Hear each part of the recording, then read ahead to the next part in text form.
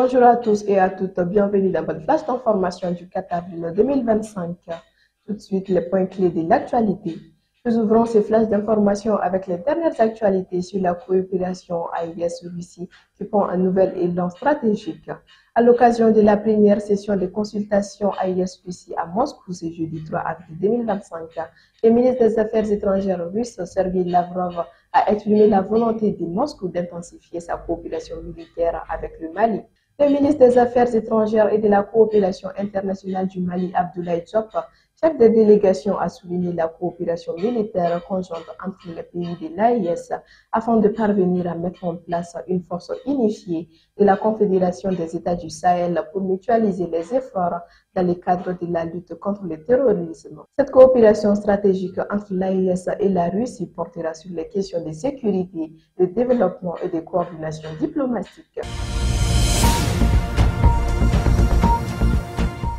Pendant ce temps, le Conseil national de transition s'apprête à ouvrir sa session ordinaire ce lundi 7 avril 2025 dans la salle Djeli Baba Sissoko du Centre international de conférences de Bamako, sous la présidence de son président, le général de corps d'armes Malik Diaw. Cette session durera 90 jours conformément à l'article 107 de la Constitution du 23 juillet 2023. Elle sera marquée par l'examen de plusieurs textes. Les membres du CNT auront à débattre et adopter plusieurs propositions et projets de loi visant à répondre aux aspirations des populations maliennes.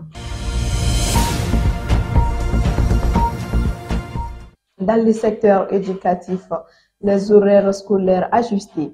Face aux fortes chaleurs qui sévissent actuellement, le ministère de l'Enseignement national a décidé de réaménager les horaires de travail dans les écoles fondamentales à travers le pays. Cette mesure a été annoncée par le directeur national de l'enseignement fondamental, Issoufi Arbert Bédari Touré, vise à préserver la santé des élèves et des enseignants durant cette période de canicule.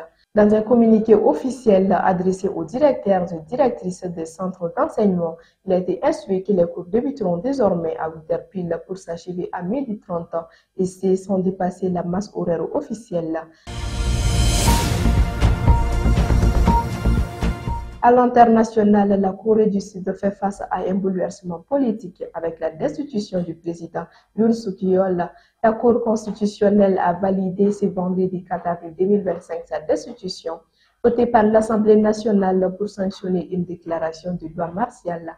Yoon Suk-yeol avait proclamé la loi martiale déployer des troupes à l'Assemblée nationale et tenté d'arrêter des élus et des magistrats le 3 décembre 2024. Cette décision de la Cour constitutionnelle signifie le départ immédiat du pouvoir de Yoon, qui n'était jusque-là que suspendu, et entraînera une présidentielle anticipée sous 60 jours. Un coup d'œil sur le sport avec la Coupe d'Afrique des Nations des moins de 17 ans au Maroc. Après une victoire inaugurale face à l'Angola, la sélection malienne sera sur les pelouses ce vendredi 4 avril 2025 face à la République centrafricaine à 20h précises.